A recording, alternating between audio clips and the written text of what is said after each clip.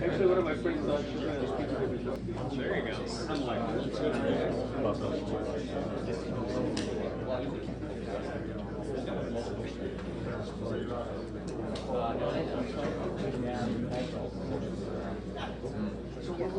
it's like the SIS.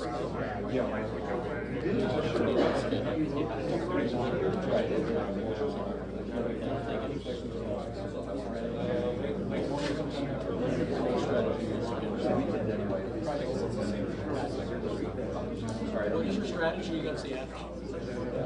It's like something else. We can make those things. Oh, we have one of those.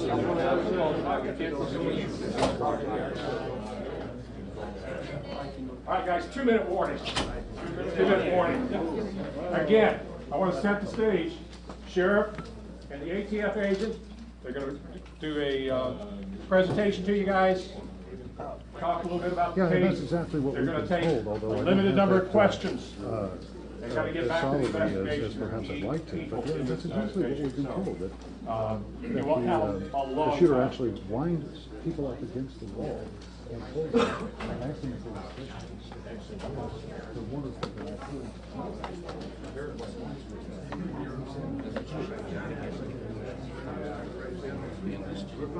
We're fine. I do understand.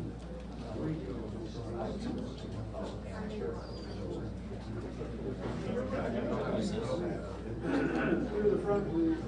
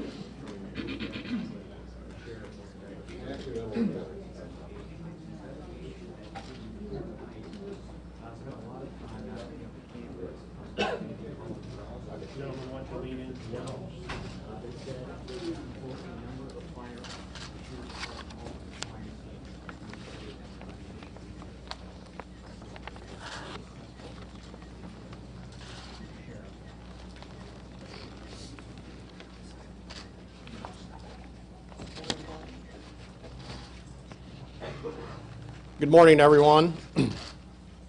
This morning I want to start with the victims and the families. We have teams of investigators and victim specialists working with each of the families. The purpose is to help facilitate the next of kin notifications and to provide counseling services, as well as to ensure that each and every one of them and the families receives the highest level of support. These families are currently living through the nightmare in the most personal way possible. I would ask that the media respect their privacy and let them grieve in their own way. As notifications happen, we hope to share their names and a little bit more about them in future press conferences. On to the issues related to the campus. If your car is still parked on the campus, you need to meet at the Douglas County Fairgrounds today at 3 p.m. At that time, buses will be there to take you back to the campus to retrieve your car. You should bring photo ID. If you cannot find your photo ID and you believe you have left it at the campus, check in with an officer at the college and let them know, and they will assist you in attempting to retrieve it from one of the buildings. There are also mental health counselors stationed at the fairgrounds, including counselors being provided by the Community Health Alliance.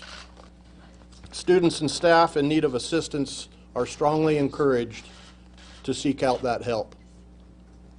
Also, in talking with the Umpqua Community College partners this morning, our current understanding is that they intend to reopen the campus early next week. Please stay tuned for more information on that. We expect that the medical examiner will release the name of the shooter sometime later today. Again, you will not hear anyone from this law enforcement operation use his name.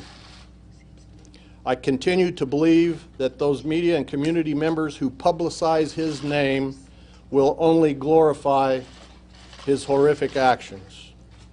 And eventually, this will only serve to inspire future shooters.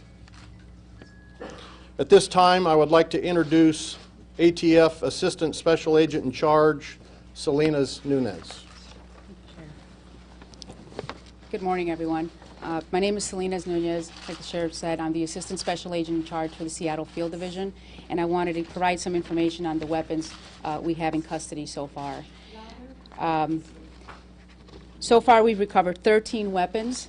Out of those 13 weapons, we currently have in custody 6 were recovered at the school, 7 were recovered at the shooter's residence.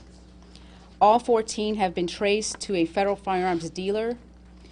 They are all at different stages currently in the tracing process. 8 of the 14 have been traced to first trace purchasers. 7 have been purchased by the shooter or a family member, all within the last 3 years. In addition to the weapons recovered, we also were able to recover a flank jacket. Was recovered lying next to the rifle at the school. The jacket had steel plates along with 5 magazines. An additional amount of ammunition was also recovered at the apartment. And that's all we have at this moment. I also want to thank our Seattle, our Phoenix Field Division, and our North Carolina Field Division and our LA Field Division for working diligently in obtaining all these tracing information for us. Did you say flak jacket? Yes. Flak jacket. 13 weapons or 14? We have 14 currently. It was 14 weapons. One of them he actually traded and back to the store for one of the firearms that were recovered at the school.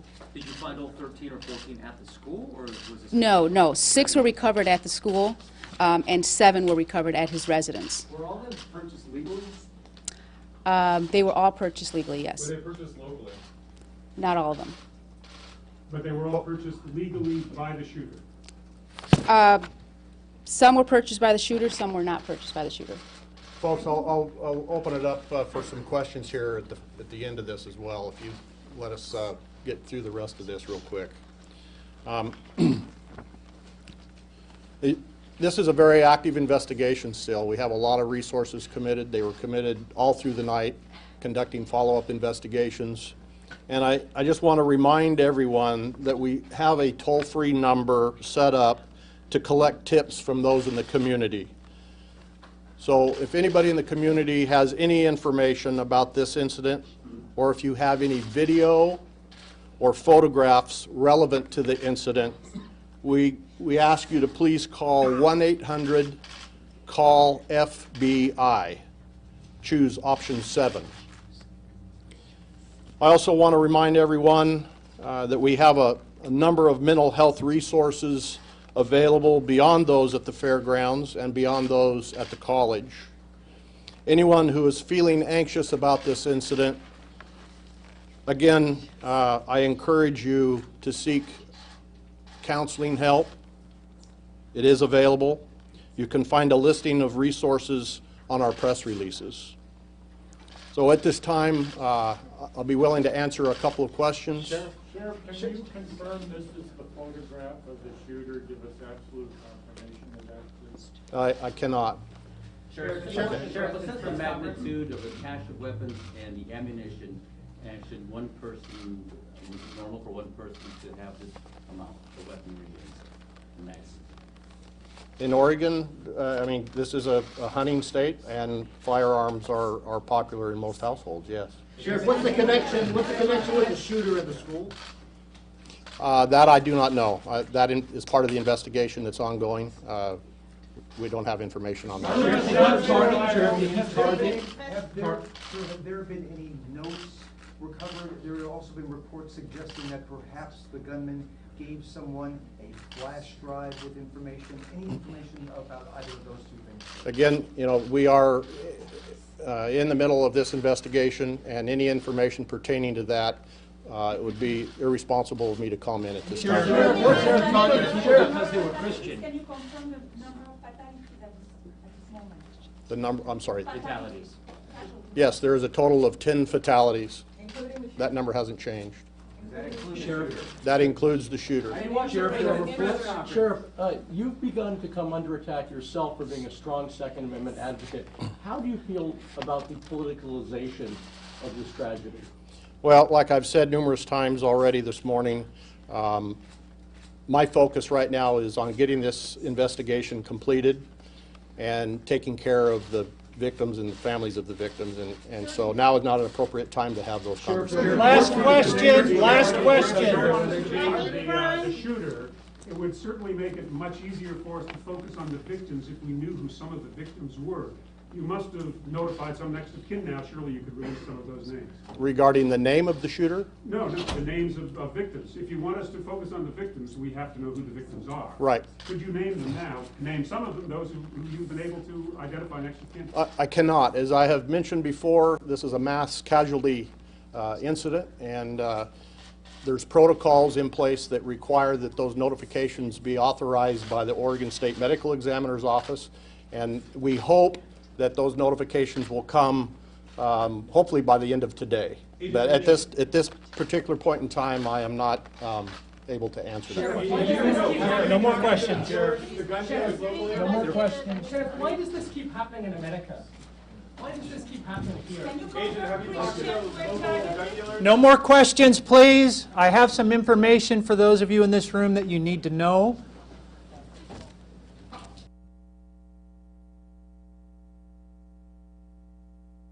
The governor will be holding a press availability with the Oregon congressional delegation. That's 11:30 outside in front of the fire bays. We expect to have another press briefing in this room later this afternoon.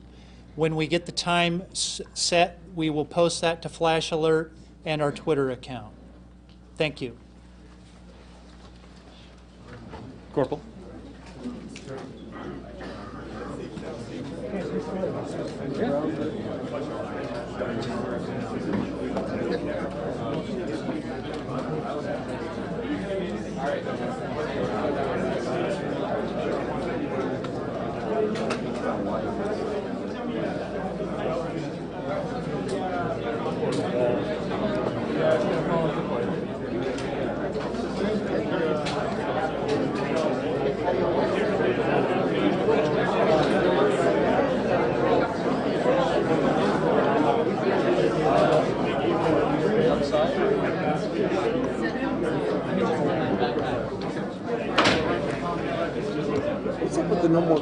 Right, I was just saying, no, dude's gonna go have coffee with the governor right now, and so he's got,